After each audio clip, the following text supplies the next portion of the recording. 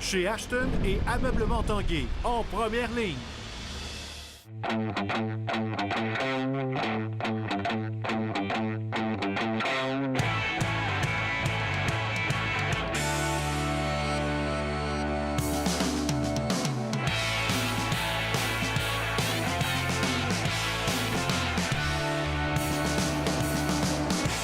À tous, un bon mardi. Bienvenue à l'Esprit sportif. Dans l'émission, aujourd'hui, on parlera de la nouvelle saison de Just Run qui débute dans quelques semaines. Mais d'abord, parlons de cette visite du joueur de football Laurent Duvernay-Tardif, joueur des Chiefs de Kansas City et futur médecin, qui était à Québec aujourd'hui pour animer sa tournée Bouger avec Laurent Duvernay-Tardif. Ça se passait au PEPS et l'Esprit sportif était sur place.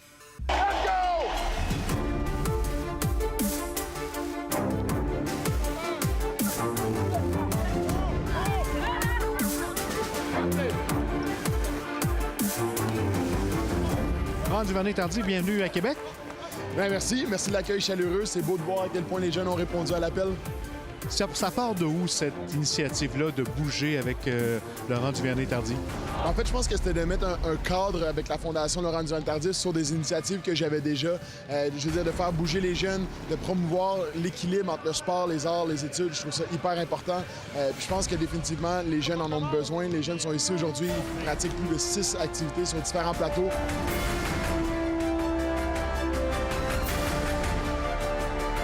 Je pense vraiment qu'on envoie un message fort de leur montrer que c'est important de bouger, mais c'est aussi important de suivre ses passions. Puis on est conscient que c'est pas nécessairement tout le monde qui va se retrouver ici avec le sport nécessairement, mais éventuellement la Fondation veut avoir des tournées artistiques, il veut avoir des tournées de plein de différentes passions qui pourraient allumer les jeunes et leur montrer que c'est possible de balancer l'école avec leur passion au plus haut niveau. Puis c'est ça que j'essaie d'incarner avec ma carrière de footballeur et d'étudiant en médecine.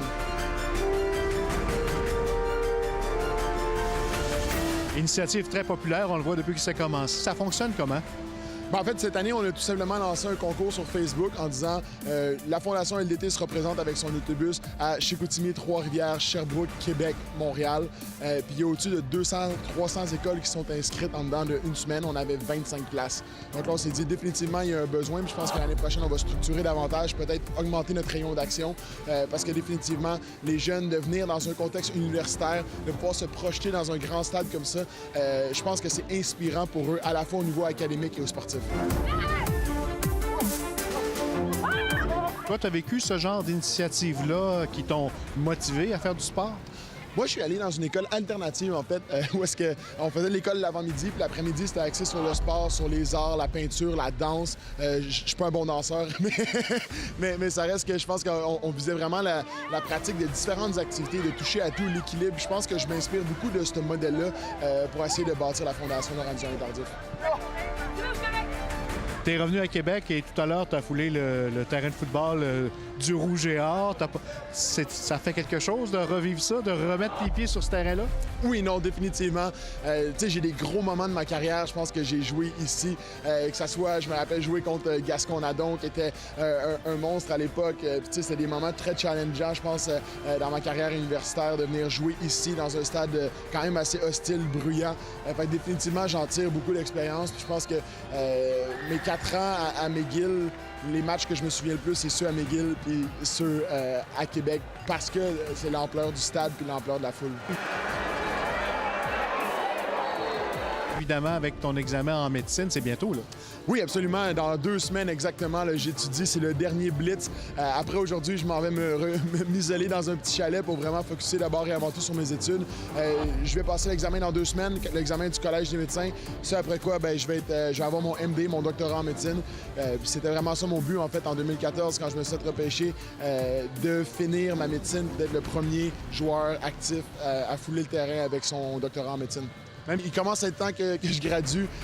Ça a été beaucoup de sacrifices. Pour moi, ce qui est le plus difficile à chaque année, c'est la transition.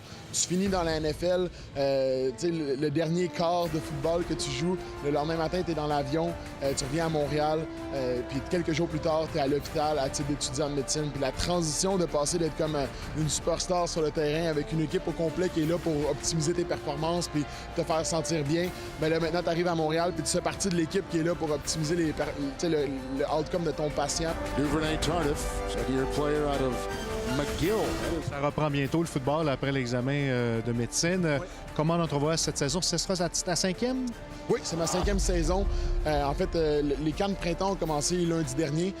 J'ai une dérogation avec Coach Reed. Je peux me rapporter le lendemain de mon examen, ce qui est un gros avantage pour moi parce que je peux focusser sur mes études et sur les activités de la Fondation. Avec le nom derrière le chandail, on pourra ajouter docteur ou médecin. C'est prévu? Tu as fait la demande? J'ai fait la demande auprès de la Ligue. À voir ce qu'ils vont dire. Je pense que ça serait porteur de mettre MD derrière mon chandail. Je pense que ça pourrait peut-être inspirer des gens au même titre que la Fondation le fait. Cela dit, je me plie à ce que la Ligue me dira de faire. Merci Laurent, merci. Félicitations pour l'initiative et bonne prochaine saison à Kansas City. Merci beaucoup.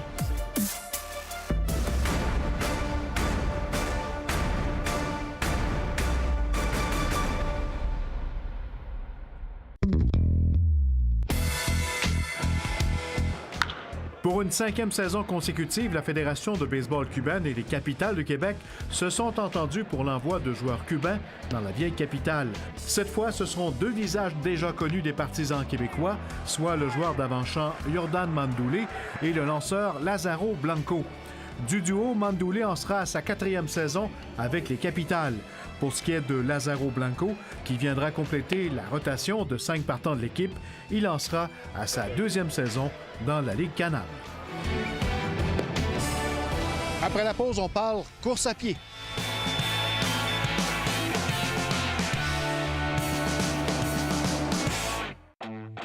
L'Esprit sportif souligne l'excellence du Rouge et Or football. C'est en route vers une 10e Coupe Vanier que l'équipe amorcera la prochaine saison. En levée de rideau, un affrontement face à Concordia le 1er septembre 19h au Stade TELUS. Avec les Hugo Richard, Mathieu Betts, Adam Hautelaire, le Rouge et Or s'annonce difficile à battre. Et que dire de la relève? Les frères Forbes, Montblot, Philippe Robitaille et Maxime Lavallée, des étoiles du football collégial. Pour un avant-goût de la saison, l'Université de Guelph affronte le Rouge et Or en match pré-saison le 18 août. On a dévoilé la nouvelle programmation des courses Just Run, courses à obstacles et également à thème. Ça débute le 19 mai avec la 2e édition de la Northman Race. Ça sera du côté du Mont-Sainte-Anne. Reportage.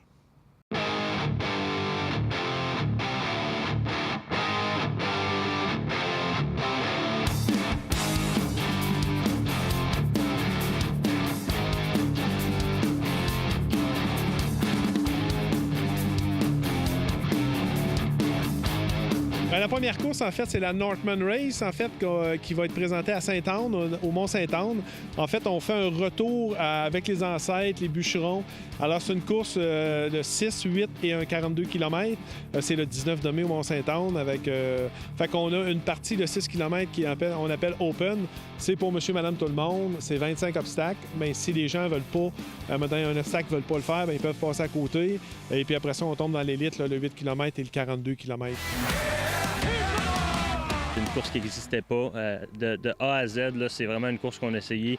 Moi, j'ai essayé avec mon expérience dans d'autres sports d'amener un sentiment sportif compétitif à une course à obstacles que je ne ressentais pas vraiment dans toutes les courses que je faisais. Puis le test a très, très bien passé. Le site du Mont-Sainte-Anne, honnêtement, j'ai fait beaucoup de courses partout aux États-Unis. Cette année, l'an dernier, partout au Québec. Puis le Mont-Sainte-Anne, c'est un joyau exceptionnel pour un organisateur d'événements. Les gens là-bas sont super aidants aussi.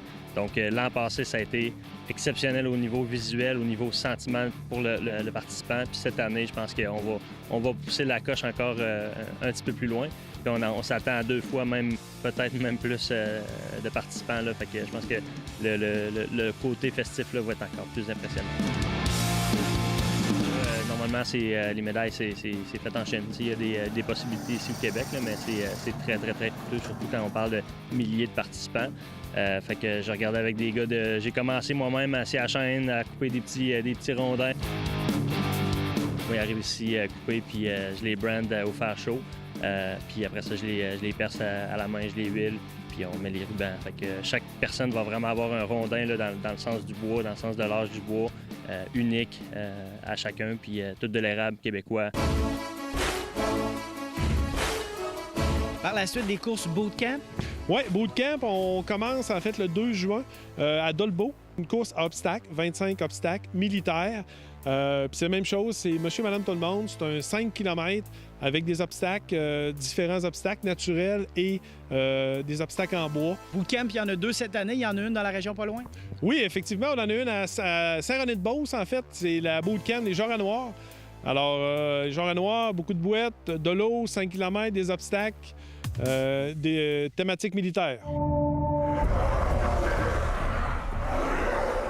Une course que vous avez carrément inventée avec Just Run, c'est la Zombie Apocalypse où on se mesure à des zombies, puis je pense qu'il y a des agents, des policiers au travers. Bien, tout à fait. En fait, c'est courir, se sauver des zombies. C'est une course, en fait, thématique. C'est une course de soir, complètement différente, dans la noirceur avec des lampes frontales.